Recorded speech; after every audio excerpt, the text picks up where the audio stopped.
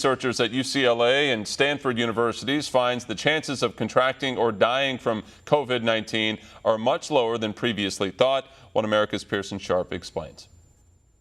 A new study from medical scientists at UCLA and Stanford University finds the likelihood of contracting the coronavirus is much, much lower than previously thought.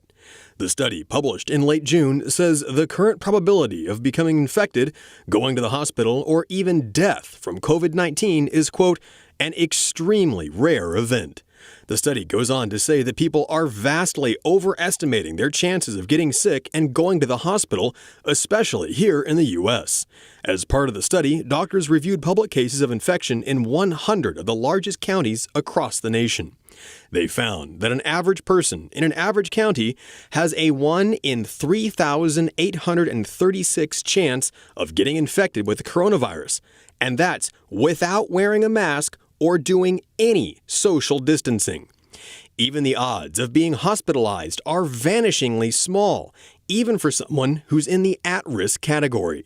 For an average person between 50 and 64 years old, the chances of getting the virus and needing hospitalization are 1 in 852,000. And for that same person who's at risk, the chances of dying from coronavirus are 1 in 19.1 million. And those figures were for the last week of May, when deaths from coronavirus were 16 times higher than they were last week.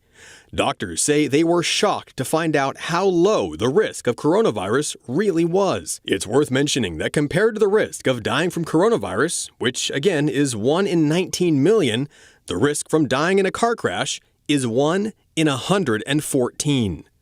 These figures come after a revelation from the CDC itself that of all deaths attributed to the coronavirus, just 6% actually died from the virus itself.